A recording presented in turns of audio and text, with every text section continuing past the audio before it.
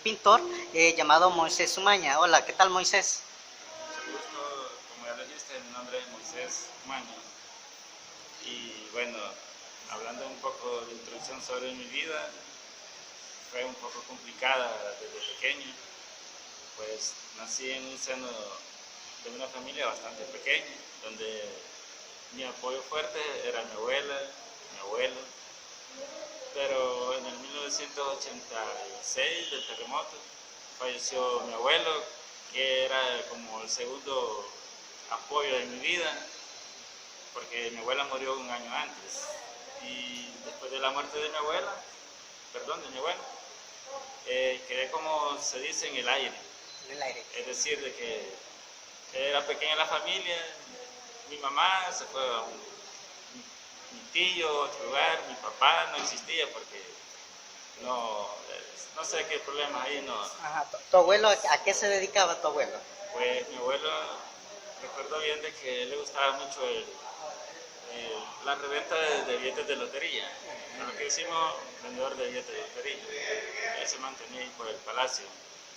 Y fue ahí cuando quizá no era su día, ahí fue que para ese terremoto, ahí perdió la vida, digámoslo así. Cuando fallece tu abuelo, ¿qué es Moisés? ¿Qué hace Moisés? Pues ahí era nadie porque estaba confiado así al 100% de que mi apoyo era mi abuela y mi abuelo, y ya no estando ni uno de los dos, quedé como sin alas, se puede decir.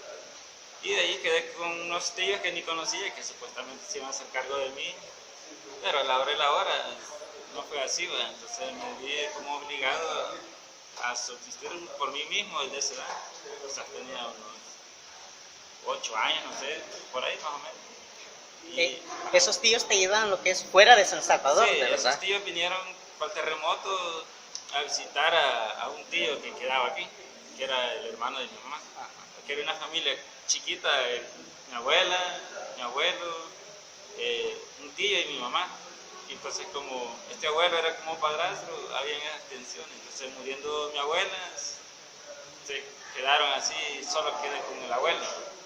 Y entonces, muriendo el abuelo, o sea, el tío de él no, bueno, quizás nunca hubo aquello de... Entonces, al final vinieron familiares de San Vicente y, llévense. Ya nos vamos a poner a estudiar, y lo que uno le dice. En el campo en ese entonces no les interesa el estudio. Entonces era trabajo de campo, el estudio para Nada de estudio. nada, porque ellos lo miraban que el estudio no te va a ayudar lo miraban pérdida de tiempo, que en vez de estar en una escuela, mejor estar allá, andar viendo ver qué hacía uno para ayudar a la familia. Entonces esos tíos, como no me constaba a mí que eran tíos ni nada, y nada de lo que yo quería estaba ahí, es decir, que no nací en el campo, no me acostumbraba a esa idea de... ¿No te gustaba estar en el campo? Me gustaba así, un poco así los inviernos, pero los veranos, la sequía, no sé, no era para mí. Entonces pasé en esa de que queriéndome cómo hago para irme y con ideas de venirme a la ciudad. Pero a todo esto, estos tíos, como tenían problemas de alcoholismo, entonces llegaban a la casa y se robaban granos de maíz, cuestiones así. Entonces buscaban un excusote creyente que yo le decía a mi tío de que ellos hubieran sido. Y era obvio que no había quien más llegara a la casa más que ellos llevarse. Y entonces me daban unas castigadas que se sobrepasaban de lo normal, ¿va? Como no eran sus hijos, castigadas así, o sea que se puede decir casi prohibidas para ese entonces. Entonces no mucho a quién le iba a gustar, ¿va? Y decidí mejor huir de ahí, de esa familia. ¿Cuánto tiempo estuviste con esa familia? Quizás como menos de un año, no sé, menos, no recuerdo bien, pero no mucho comparado a los años que tengo. Estamos hablando que fue entre los 8 o 9 años que tenía más o menos. Sí, más o menos un cálculo así. Un cálculo así. Entonces huí de esos tíos y dije, bueno, sin pensar que venía avalancha para mí en mi vida. Entonces, como me han dado la idea de que me andaban buscando con la policía, que con los soldados, que con los guerrilleros, ese un trauma como que regresaba, no sé qué, y yo ¿a qué iba a regresar? A que me pusieran a trabajar y a castigarme y que me tuvieran como que es un niño que, así que sé yo, pues nada de privilegios como niño ni como familiar. Entonces, O sea que tú huyes a la edad de aproximadamente 9 años de San Vicente. sí, estamos hablando en San Vicente. En San Vicente. Pero huí en el mismo San Vicente. Era un cantón. En Cantón, o sea que Sí, te mantenías en siempre. un cantón no era ni el pueblo de San Vicente. Entonces, huyendo supuestamente de que me andaban buscando, bueno, yo dormía en el monte, en el campo, no me importaba, o sea, no sé si comía, no sé, como uno ahí le interesa huir, ¿no? Huir del castigo inmerecido, pero yo sentí que era inmerecido. Y una vez me encontraron y fue una humillación, porque en los cantones siempre hay, así como decir aquí que hay puntos de encuentro, que son las plazas, en los cantones es diferente. Y fue una humillación porque un tío de ellos estaba en servicio militar y aplicaba esos castigos para mí y lo hacía de una forma pública que era humillatorio. Pues. Y entonces yo menos iba a regresar. Entonces, y el siguiente día, después de que me encontraron, huí más lejos.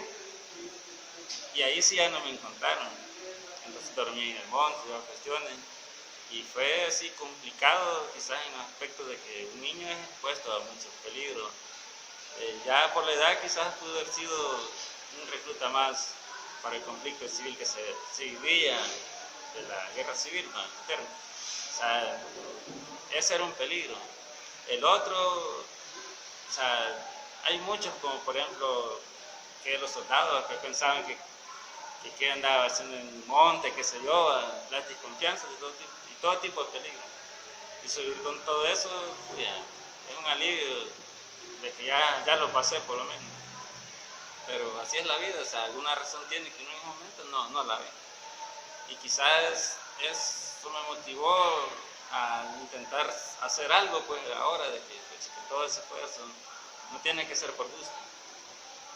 ¿Cómo hacías para comer si no vivías en el campo? Como ese era de esos cantones como que parecen desiertos, solo recuerdo que ya lo mucho que llevaba uno. Y lo que nosotros llamamos aquí elote, pero ya antes de que comience le dicen elote, cuando el elote el lotillo, cuando entonces, ya empieza. metía las milpas, con suerte ya así un cultivo de sandía. Es como sobreviviendo, pero allí fue la realidad, es decir, que estaba huyendo de la familia. De la familia. Con eso sobreviviste bastante tiempo, me imagino Sí, yo. viviendo en el monte. Viviendo en el monte. Sí.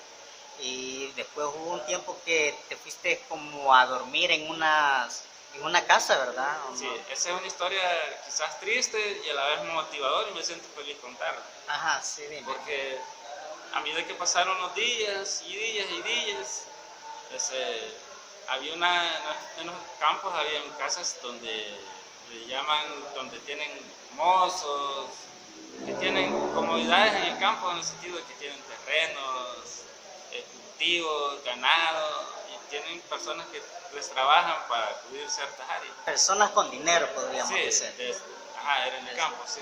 Entonces yo me acercaba a jugar ahí porque habían niños que siempre andaban jugando en esa casa. Entonces llegaba a jugar y entonces nadie preguntaba ahí de dónde venía, no, que se acercaba un niño a jugar y el niño es sincero, pues, no le interesa de dónde, quiere jugar, un compañero para jugar. Entonces jugábamos ahí las tardes. A la hora del almuerzo llamaban a todos por su nombre y a comer, porque algunas casas quedaban cerca, eran niños de ahí. Entonces ya habían otros niños que vivían más lejos, decían, bueno, como ya se van todos a comer, yo también me voy, y se iban pasando. Y en mi mente, bueno, nunca les dije yo de dónde iban, entonces ya me iba a huir mientras pasaba, como quien dice, a dar una vuelta mientras regresan otra vez a jugar los niños, y así pues, pasó un tiempo, otro tiempo.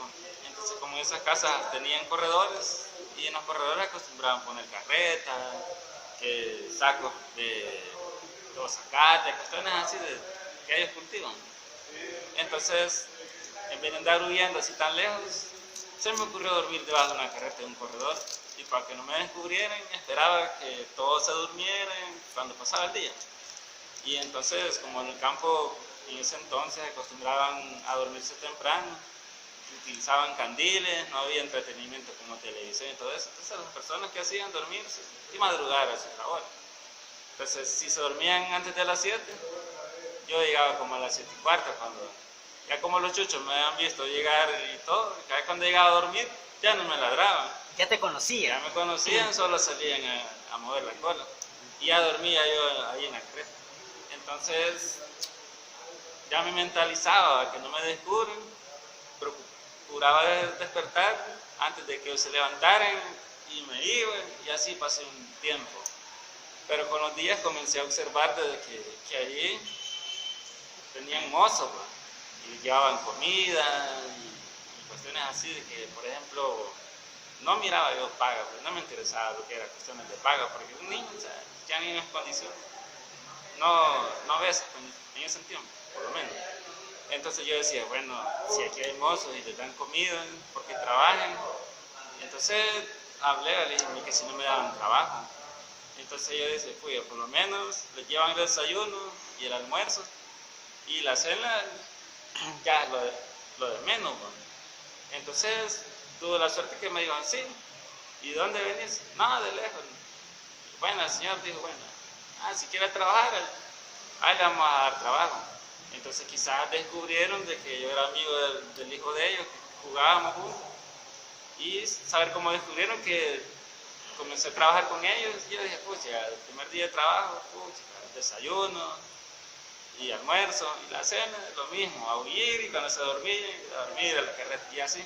Y quizás siempre alguien ve, no sé, y me dijo, no, me dijeron como a la semana, mira, me llaman, queremos hablar con vos, sí, eso. Ya que estás trabajando, me dice, no te vamos a pagar, me dice, mejor vamos a hacer algo, me dice, te quedas con nosotros, te vamos a un cuarto, y bueno, y las cuestiones del arroz y todo eso, nosotros lo hacemos cargo. En teoría es como que me estuvieran adoptando. Entonces fue así como que dije, vale, sí, está bien.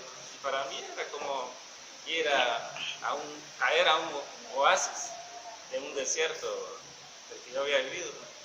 Y fue así como ellos me echaron la mano. Y allí pasé un buen tiempo, y nunca me dieron mal. Nunca porque mentí, de menos. Y eso influyó mucho en la vida, quizás porque uno aprende de que si me trataron así, entonces eso percuta ahora en la actualidad en mi propia vida. O sea, eso fue un gran valor para mí, de que nunca me dieron mal. Me trataron igual que el hijo de ellos. Si a uno le compraban algo, también al otro. Si aquel tal cosa, también. Y eso fue tan así como una bendición. Y así pasaron un tiempo ahí. Después de allí, ¿cómo hiciste para venir a San Salvador de regreso? Buen punto. En ese entonces, como me habían llevado pequeño, y quizás uno va distraído, nunca se fija el camino. No pensaba en caminos cuando miraba. Pero como no nací allí y todo lo que ha pasado, aunque ya estaba, por decirlo así, acomodado, que tenía todo, pero realmente lo que más anhelaba era la ciudad, quizás el hecho de que iba a crecer. Entonces ya sabiendo que no estaba mi abuela, mi abuelo, y así, como que algo me decía, no sé, el deseo por regresar, pues, sin conocer, sin nada. Entonces dije, ¿cómo hago? Pues, ni conozco. Y era mentira que me iba a decir, no, mi edad, si esa todavía tenía como 13 años, no sé, menos de 15, no sé, por ahí una edad. Y entonces fue así como que soñar cómo, hasta que una vez se presentó como los milagros que uno pide, y caí algo así como una fiebre, así, andaba dando fiebre tifoidea, no sé qué andaba dando, virus que siempre resurge. Y entonces recuerdo que me llevaron al hospital de San Vicente, porque era San Vicente, ese pueblo, nada más que donde estoy hablando de esa familia, era San Vicente, pero un cantón. Un cantón. Ajá. Entonces donde los carros hacían un viaje por semana o dos, porque por la distancia no había transporte. Era como camineros de ahí. Entonces era complicado ir a la ciudad, digamos. A la ciudad, al pueblito. Al pueblito. De San Vicente. Entonces, ya estando en San Vicente, en el hospital, dijeron, no, aquí no lo podemos atender porque no tenemos la capacidad, por lo que él tiene. Pero yo me sentía bien, era lo raro. O sea, que por eso pienso que quizás fue un milagro el que yo deseaba y por eso pienso que uno, no sé, esa fe, que eso lo mantiene vivo, el creer en que ocurra el milagro divino y se manifiesta. Para mí fue un milagro, otro milagro, y que llegué allí y dijeron, bueno, lo vamos a llevar a San Salvador. Me trajeron al Hospital Rosales. Estando allí en el Hospital Rosales, ya tenían la fecha de que iban a venir por mí, y entonces, y qué casualidad de que un día antes dijeron, el hospital se ha llenado, dijeron, no, pero aquí varios pacientes, a él mañana, a él, y a saber cómo, dije, no, yo me voy ya, ya me quiero ir, estoy desesperado, y con quién te y aquí, o sea, quiénes son tú, y así como que este niño cómo apareció y cómo no lo podemos dejar ir así, que como tenían lleno y la gente está en la atención esa de trabajo, de cómo hacían, ¿no? Pues a saber cómo fue, de que me dejaron ir un día antes del día acordado de que me iban a tener hospitalizado. Entonces cuando estas personas vinieron de allá, yo ya me había ido. Entonces recuerdo que la famosa frase, Ray, ¿para dónde va? Ya les dije que iba donde vivía mi abuela, o sea, el lugar, ¿no? Y fue así como llegué a la ciudad, aquí se me escapé, se puede decir así, de que me llevaban otra vez al cantón. Ya estaba en la ciudad, bueno, yo siento que fue un milagro hasta ahí, como que todo coincidió, y así llegué a la ciudad, sin leer, o sea, cero. Sin nada. Nada, pues sí, como me llevaron chiquito, y allá no me enseñaron nada, de cuestiones de letras, nada de cuestiones así. Entonces aquí viene como a aprender de nuevo. Ya estando aquí en la ciudad de San Salvador, ¿qué es lo que hace Moisés? Pues ya estando aquí en la ciudad, comencé a buscar, como se dice, actualizarse, a comenzar a aprender a leer, que bueno, ver cómo uno busca un trabajo y estudiar a la vez, y a veces, o sea, cuesta así ya a cierta edad, ya uno cuando trabajo, ya estudia, es un esfuerzo grande, entonces, y fue así como uno se va abriendo camino, va conociendo personas, siempre hay personas que le va teniendo la mano uno, así en su vida, entonces donde quiera es lo mismo, siempre está esa mano así, interviniendo así, como echándole la mano a uno en el camino. Entonces fue así como me hice campo en la ciudad, tras un año, otro, estoy aprendiendo, conociendo, entonces, pero todo como primero a sobrevivir en la ciudad, porque yo siento que aquí en la ciudad es bastante difícil, porque yo lo veo así como estamos en una selva, porque o sea, hay de todo tipo de peligro,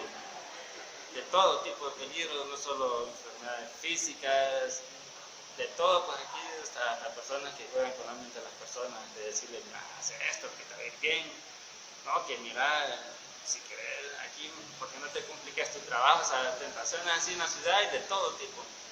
Y entonces es como ir, saber diferenciando las personas que quieren el bien para uno, y las que solo buscan el beneficio, así, que les favorezca a ellos en algo así, para el momento.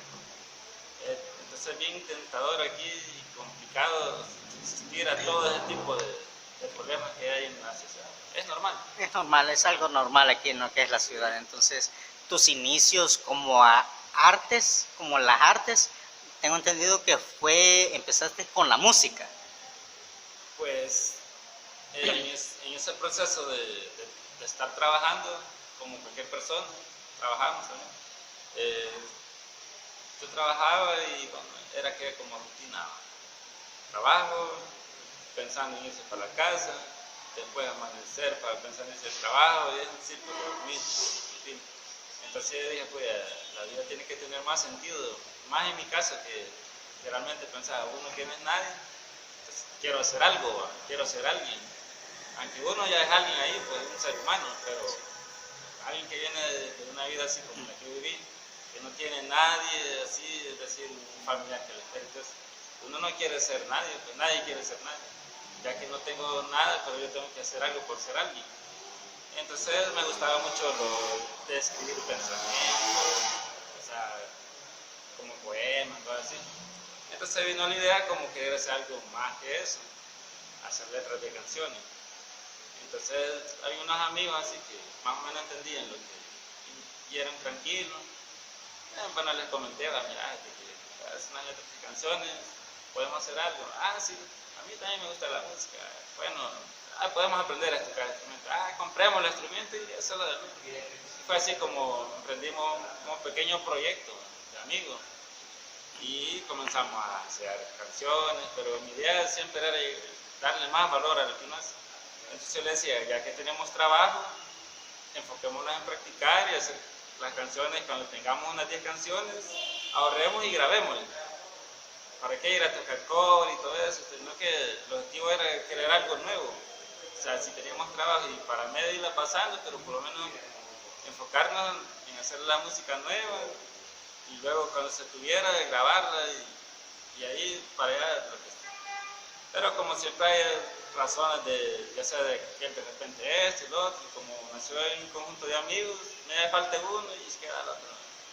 Y así como que el otro ya no quiere y aquellos se desintegran.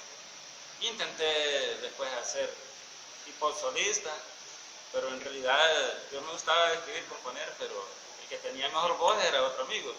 Entonces él se encargaba de cantar. Ya no estando él, como que fui, ya ver qué hago. Sí, sin embargo, se hizo un recital, lamentablemente no pude encontrar los archivos, donde sí nos presentamos y el trabajo así, pero quedó perdido, pues.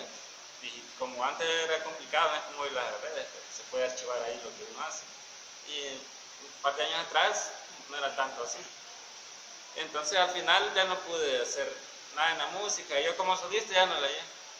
Para empezar, no, el del amor vos era aquel, aunque yo tenía las letras, las composiciones, pero ya ese fervor de vivir el compañerismo, hacer algo conjunto, no tenía mucho sentido realmente. Entonces dije, bueno, casi me daba por vencido y dije, bueno, ¿y qué hago? O sea, hay música de la pasión por la música, ni modo. Entonces en eso sentí un poco de fascinación sobre la plástica y bueno, dije, algo tengo que hacer. Ya bien adulto, después de intentar con la música, decidí comenzar a emprender lo de la pintura. Entonces, sin saber mucho, bueno, un lápiz sirve para dibujar, un papel para dibujar sobre él. Bueno, y así me fui metiendo, después a investigar qué material para esto, preguntando qué material para aquello, dónde entra el material, porque cuando alguien no sabe sobre imagen en ese entonces, como en el 2007 más o menos, o sea, eran muy pocas las tiendas que se conocían donde uno podía adquirir productos para la utilización de específico para arte. Para pintura. Hoy ya existen muchas tiendas que venden ya hasta cosas así sencillos para práctica, pero en ese entonces no. Entonces costaba saber de que alguien le dijera, el lápiz para dibujo en tal parte, y los lápices se ocupan esto, pero ahí poco a poco, cuando a uno le interesa, ahí pregunta, y alguien ve el interés que uno tiene, le responde porque sabe que no pregunta solo por preguntar. Y así me fui guiando, ya de repente otro amigo me dijo, mira, mi papá es pintor, te voy a regalar unos, y me pasó un montón de libros así, de folletos para aprender a pintar.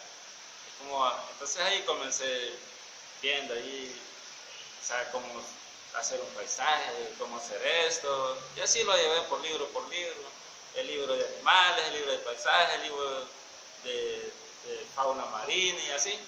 Entonces después dije, para poder hacer algo me voy a poner como planes. Primero el dibujo de tal tema, y así, y después me fui introduciendo a la pintura, y así buscando siempre por tema y como la pintura también hay acrílicos, óleos, y después luego por un cierto tiempo en una técnica de acrílico, otra técnica de acuarela, después otra técnica de óleo, y explorando así también plumillas y cosas así, pero siempre por método, para no confundirme y poder avanzar. ver, avanzar. ¿Qué es lo que le gusta más pintar? ¿Qué material le gusta ocupar más? La acuarela, óleo, acrílico, plumilla, colores. ¿Qué material le gusta ocupar más? Bueno, en realidad, en aquel entonces, cuando desconocía un poco sobre materiales, siempre me sentí como queriendo buscar más. Y entonces sentí de que lo que tenía más valor en mi mente en entonces eran los óleos, perdón, por el valor del resultado. Y como que la gente cuando le dice a uno, y esa pintura es óleo, chique, y esa pintura es de acrílico. Entonces yo notaba eso en la gente, y entonces, como siempre he dicho, que uno va aprendiendo de la gente. Y uno decía, entonces tiene más valor el óleo. Cuando uno donde ve así fotografías de pintores antiguos, las obras esas que incomparables, y uno ve ahí que dice óleo, óleo, casi nunca acrílico, pues entonces tiene más valor el óleo. Entonces sentí como me llamó eso, pues. Entonces, pero antes de llegar al óleo, pues que primero tenía que aprender eso de los dibujos, después esto, que los acrílicos somos más versátiles. Pero el acrílico no se puede menospreciar porque de ahí depende de la utilidad que le dé el artista. Pero en ese entonces dije yo, el acrílico va a ser para llegar al óleo. Y acuarela, mi meta en ese entonces era de llegar a explorar bien y quedarme con las técnicas de óleo y acuarela. Sentí que el que lograba eso, logró bastante. Y realmente sí es así, pero la verdad es que cada técnica, cada quien puede darle uso explosivo, como es decir, ¿Cuál fue? No menosprecio las técnicas, no que son muy buenas técnicas todas. Así es, todos. Cada quien tiene su estilo y su técnica, ¿verdad? Sí. Entonces, ¿cuál fue tu primera obra o cuadro que hiciste? Pues fue una obra que recuerdo que era como un medio rostro de perfil. Era una persona, en realidad no tenía definición de sexo, porque en cuestión de arte no tiene que existir un sexo así que este hombre. Era un sexo de un ser humano que estaba viendo inclinado como hacia el sol, como hacia el futuro, el futuro, como una proyección futurística de esa persona. Y unos elementos así como entre figurativos.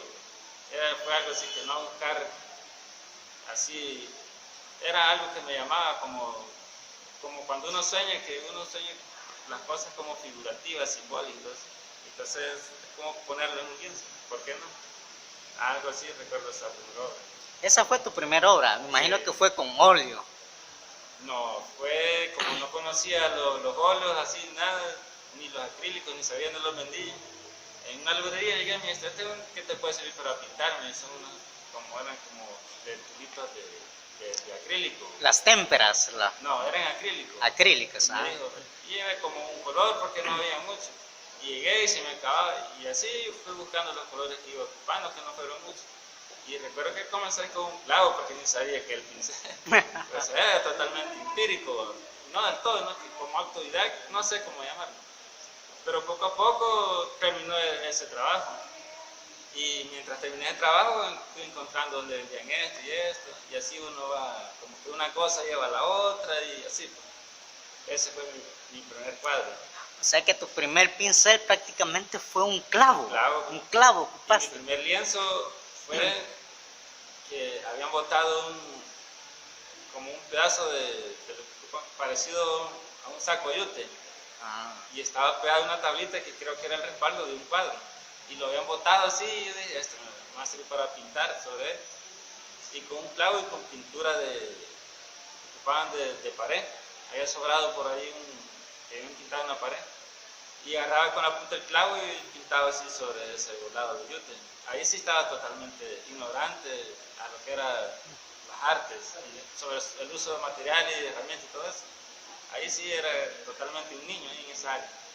Esa fue mi primer pincelada de la punta de un clavo ahí con pintura. Ya después de eso ya haces otro tipo de arte, otro tipo de dibujo, me imagino. Sí, con medida que uno va adentrándose en algo, se va empapando de arte.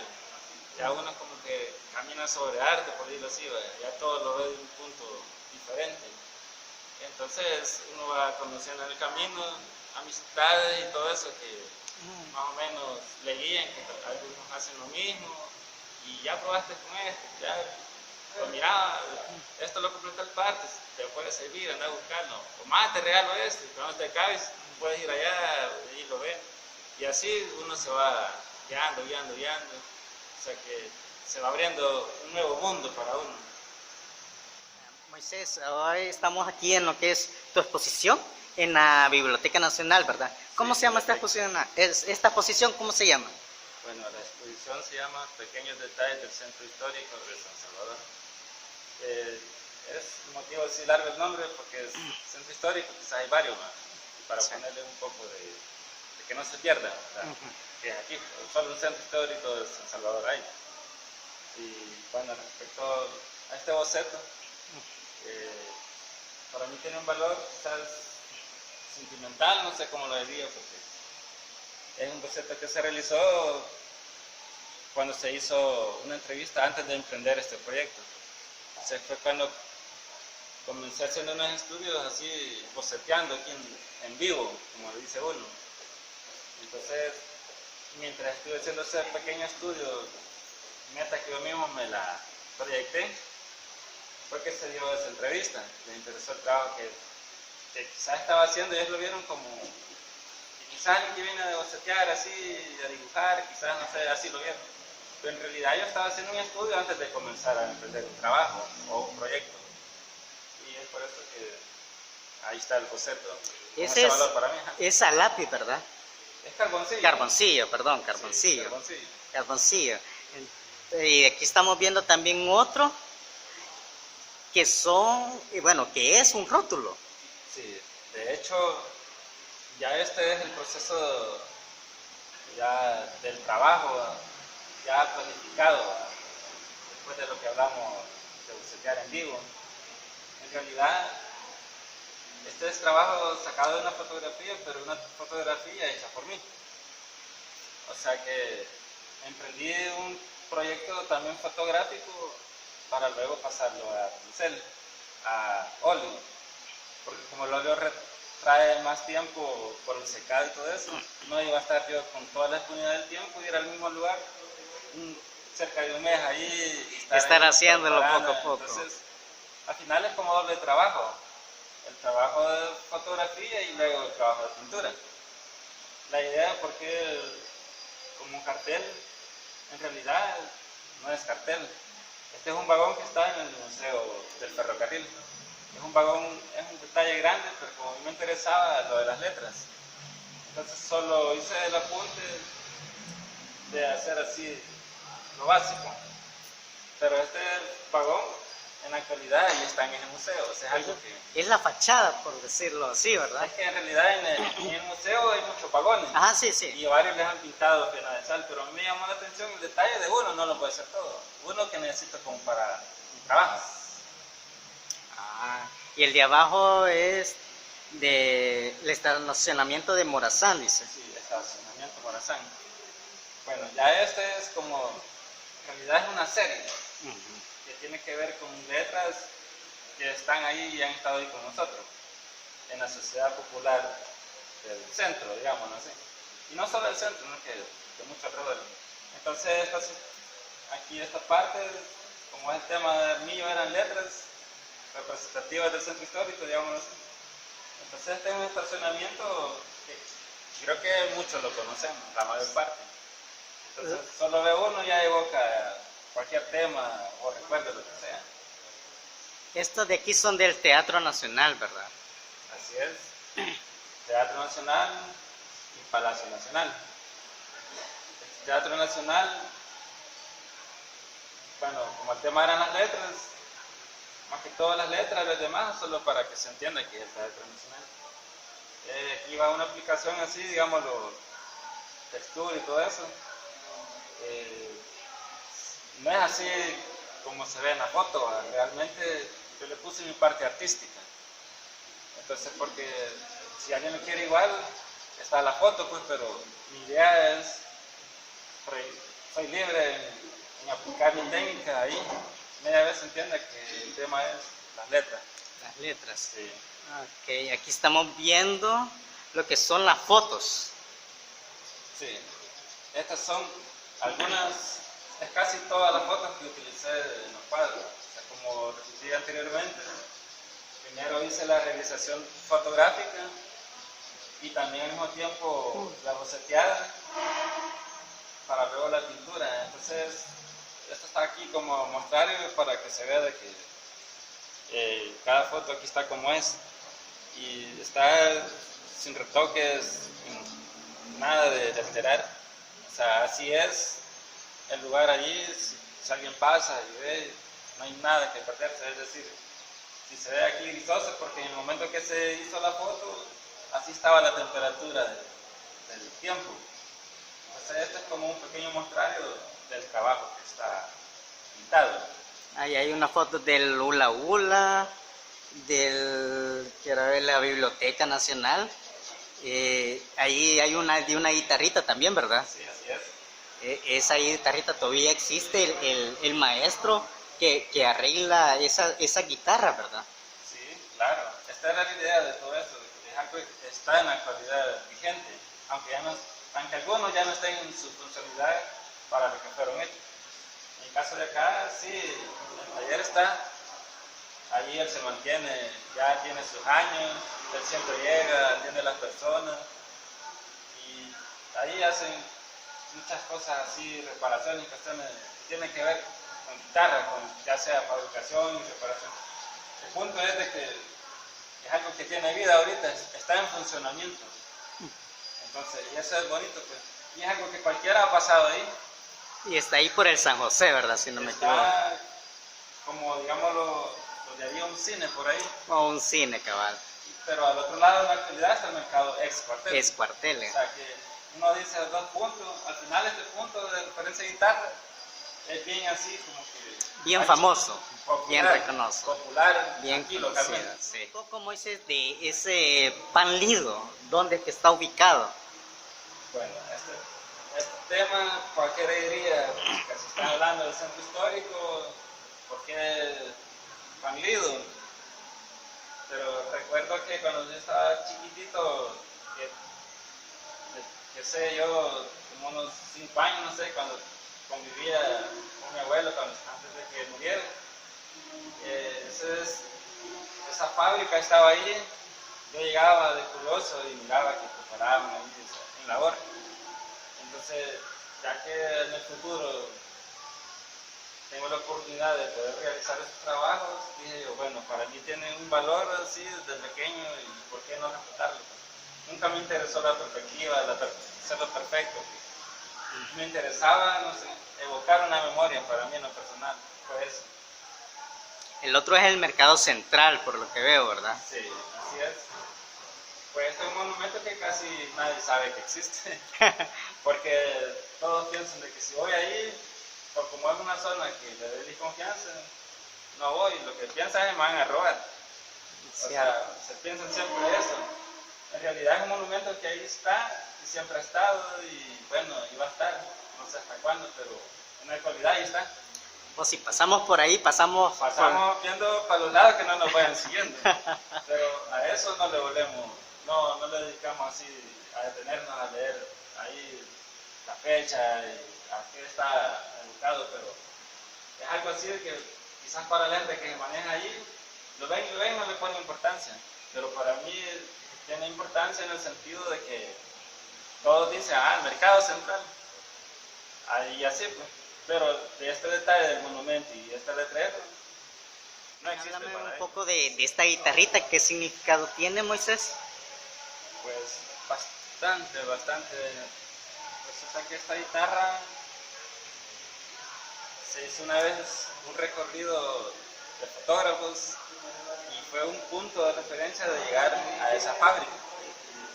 Entonces el dueño salió y es el dueño el que creó el taller. O sea, y nos comenzó a explicar sobre la historia de cómo surgió su taller y todo el proceso que hace para elaborar. O sea, nos dio un recibimiento así como una charla del trabajo de él. Entonces, Y como he recorrido fotográfico, uno anda haciendo fotos de todas partes, ¿va? Fui guardando fotos. Ya cuando tenía avanzado el trabajo de pintura, dije yo, ¿y por qué no incluir la guitarra, aunque no lleva letras? Porque toda la serie se trata de letras. En letras, yes. Sin embargo, este no.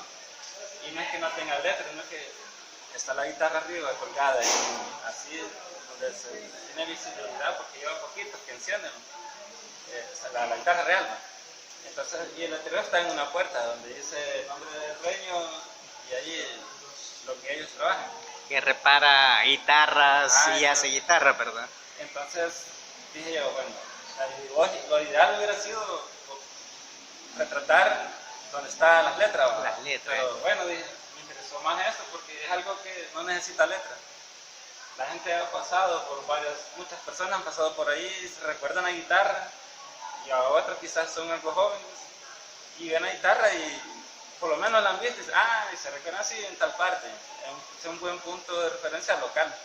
Siento que encaja en la miniserie, digamos. En la miniserie, ajá. Y fue curioso porque esta persona, cuando ya se hizo la muestra aquí pictórica, entonces fui a comentarle, y entonces él asistió a la inauguración, trajo hasta sus 2 hijos.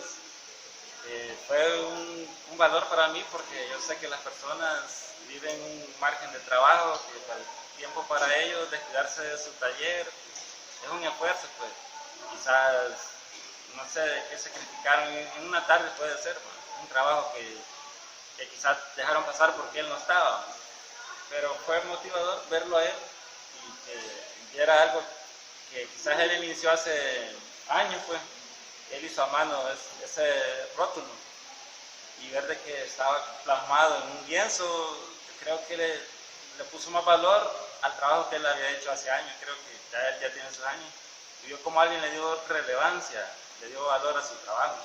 Es una satisfacción que creo que se la ha llevado.